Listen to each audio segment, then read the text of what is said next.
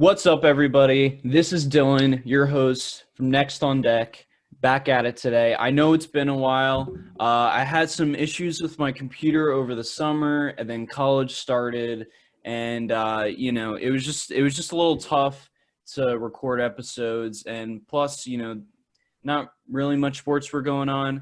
But I try my best to stay posted on my Instagram. Check it out at Next on Deck. And you're probably wondering who's in this Zoom meeting with me today. It is going to be my new co-host for the show, Ryan Toth. What's up, Ryan? Howdy. It's nice to have you on. It's nice to have a co-host that I can actually, interact with besides just talking to the camera or, my dad was a good host, but I have a feeling you might be a better one. I got that age gap thing coming for me. Yeah, yeah, true. So there was an eventful week 13. Yeah, 13. Eventful week 13 that we had. My first topic that I want to kind of talk about today, as we will get to the Steelers at some point. It's not going to be the first thing we talk about, but as both of us are Steelers fans, we will definitely cover that near the end of the show, as we definitely have a lot of opinions to say about that. But kind of the first thing I wanted to go over were are the Browns like for real now? Like they just beat the Titans. They beat them. Well, the game ended up being close, but they beat them pretty badly in the first half. They were up 38-7, which is kind of mind-boggling to me. But what's kind of your thought on the Browns? Are they a threat to the Steelers or like in the playoffs at all? Like, how do you see them? I think the Browns are the way the Browns have been recently. I think if Baker Mayfield's too hit or miss for them to be a real playoff contender. I think they might come in, they might swoop in, get a wild card round, and I don't see them going any farther than that. And I think their defense is too spotty as well. They're just sometimes they're really good, sometimes they're terrible. Like basically the first half versus the second half on that defense. You can't play like that in the second half every game and expect to win. Your offense isn't going to put up that many points. Yeah, especially when your best receiver Odell, a couple weeks ago is out for the year with a torn ACL. So that's definitely a big hit to their offense. And without that rushing attack, they can't really do anything because I'm not too worried about Jarvis Landry and Baker Mayfield by themselves. When Chubb is in, the Browns average 200 rushing yards a game versus when he's not, it's only like 95, which, is kind of self-explanatory because when you take a guy out like that, obviously it's going to take a hit to the rushing attack. But I just see there's no way, in my opinion, that they make a run in the playoffs because although that, their record, stands for itself, they've beaten solid teams. They beat the Colts early on in the year, and they just recently beat the Titans. But Baker is just – I feel like after this week, we just have to admit he is the most inconsistent quarterback in the NFL. There's no question about it. But I just don't see the Browns as like a real threat. I mean, I would rank almost any other playoff team in the AFC right now above them. I don't care what spot they are in the wild card. I don't care what their record is. I don't care that they, leaped out against the Titans. I just don't see a way that they're going to succeed in the playoffs. Yeah, I think 9 times out of 10 they're going to lose to a playoff team, and then that 10th time, all of a sudden Nick Chubb's going to have 300 yards, Baker Mayfield and Landry's going to have a ton of yards, but it's just not consistent enough for them to be a real threat to anyone.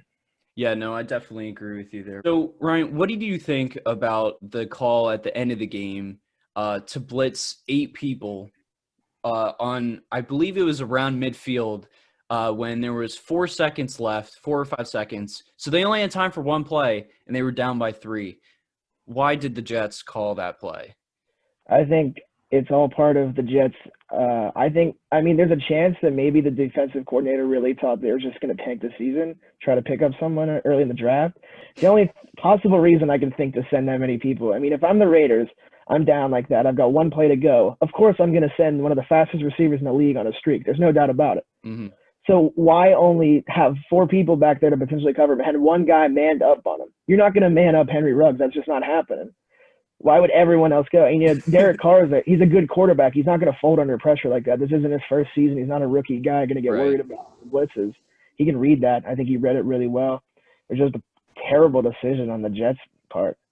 I know, and you know what? People, even though it's gonna look bad me saying this because he only did well again in a game against the Jets, but I feel like Derek Carr's a very underrated quarterback, just because he is on the Raiders, and as he is not as inconsistent as Baker Mayfield, he's definitely an inconsistent quarterback. And it was kind of funny that the defensive coordinator for the Jets actually got fired right after that game.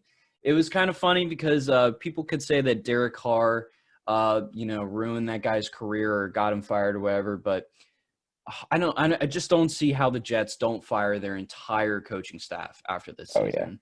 Like, I mean, I know they're tank. I don't even know to put it in air quotes or not. I guess they're tanking. If they were tanking, they would just put Joe Flacco back in. Because I'm a Sam Darnold believer. I really think he, can be a great future franchise quarterback.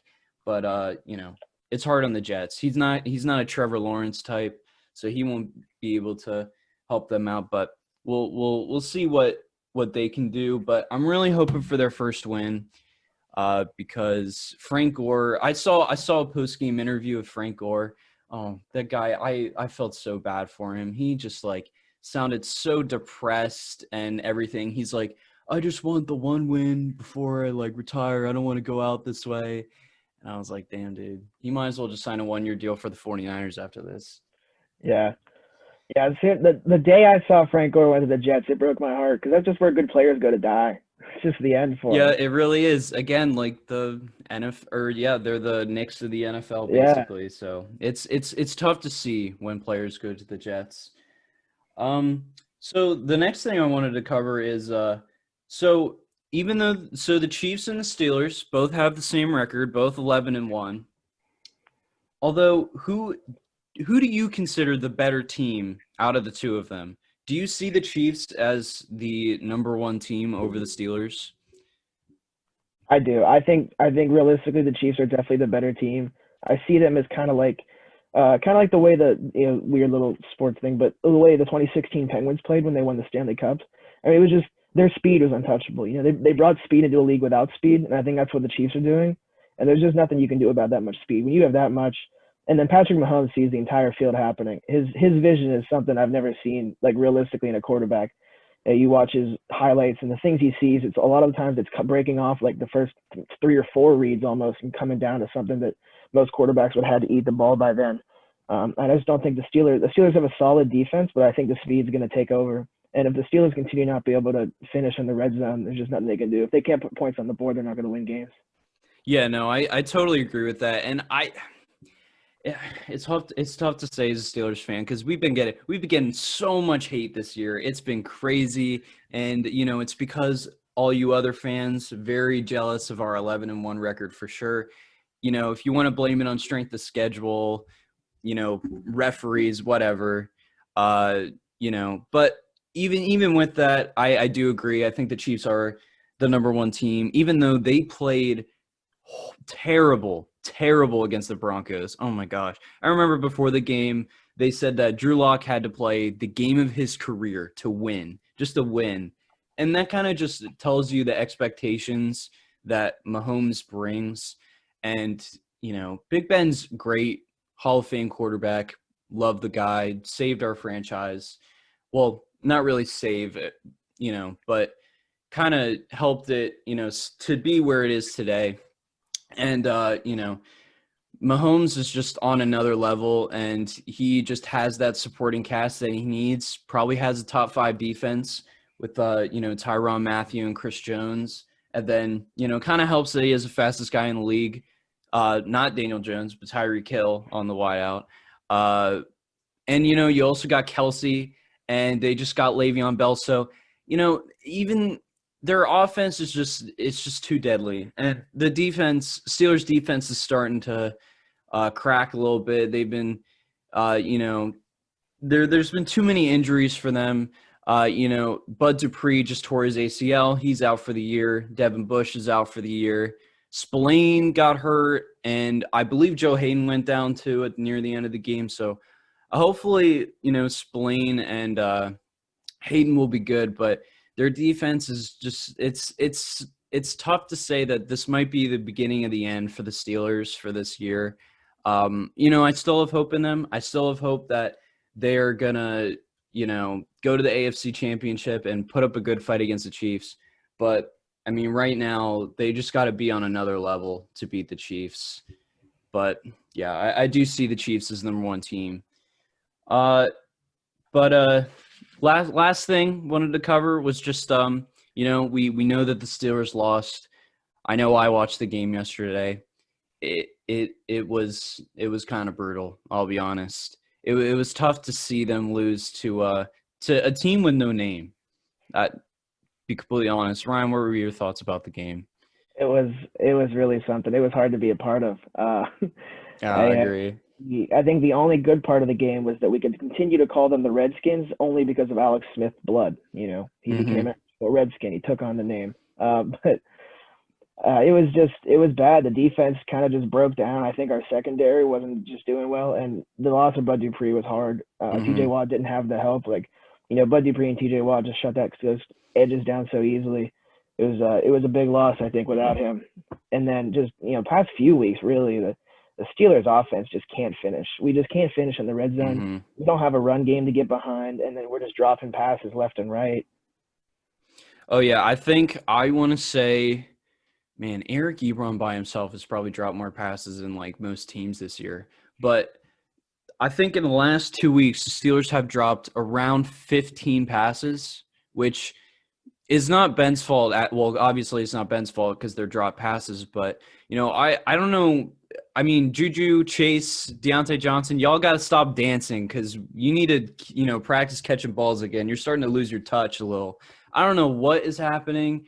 It may be because of the lack of rest, because us getting screwed over by this whole COVID thing. I'm glad that the Ravens are, getting better, and they moved the game to today, Tuesday, to play the Cowboys so that Lamar Jackson can play. Uh, but I thought they played decent. They definitely didn't play like an 11-0 team as they didn't the week before either. But our defense didn't look too bad. Ben was a little shaky at times, as he can be against those kind of teams. But and man, I was worried too when we had Boswell out. I for sure thought that he was going to miss. That we were just going to get in so many field goal opportunities. That he was just going to mess it up. But he played pretty well, and we didn't really have that many field goal opportunities. We just had some unlucky plays, and it's good that we lost one. I'll be honest. I don't know about you, Ryan, but I was really hoping that we would lose at least one game before the playoffs started. Because you already have the added amount of pressure of being the number one seed, which unfortunately might come down to week 17, and we'll have to play our starters then, which would suck. But that one seed's very important, especially for the Steelers. It might help, that there's not, really any fans for home field advantage, so that might help us out if we don't get it. But they played pretty well. I'm okay that they lost. Tanner, I know you're gonna be, you're gonna be holding on to this for a while as a football team fan. You don't really got much else since Antonio Gibson unfortunately went down with a turf toe yesterday, and they still beat us without Antonio Gibson. So that was, they played pretty well. I underestimated their defense. They have a very good defense, pretty good front seven. So they played pretty well. And shout out to Alex Smith. I really respect that guy. You do not have the kind of drive, you do not have the kind of drive to get 17 surgeries in your leg and then keep playing after you were benched twice for up and coming quarterbacks. So much respect to that guy. But did you see the play that he did at the end of the first half when he got sacked and the Yeah. clock was running down? Oh, that was such a veteran move, but I Uh-huh. was kind of peeved at that. I'm not Oh gonna yeah. lie. I was a little mad about that. But there's not much you can do in that situation, I guess, as a referee. But I was like freaking out because I was like, dude, why? I was like, the clock's going down, and I was like, oh, sweet, like they're not gonna be able to kick the field goal. And then everyone's just standing around, and I was like, okay, something's wrong. Like I don't know what's going on, Yeah. but something's wrong.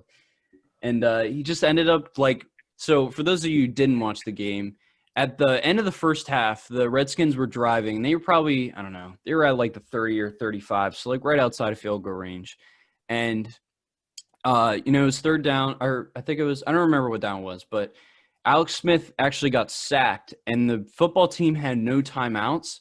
So Alex Smith, instead of throwing the ball to the referee, he actually kind of flinched because he was going to throw it to him, but then he just like kept the ball and just carried it to the sideline like casually, and no one, I don't think anyone noticed.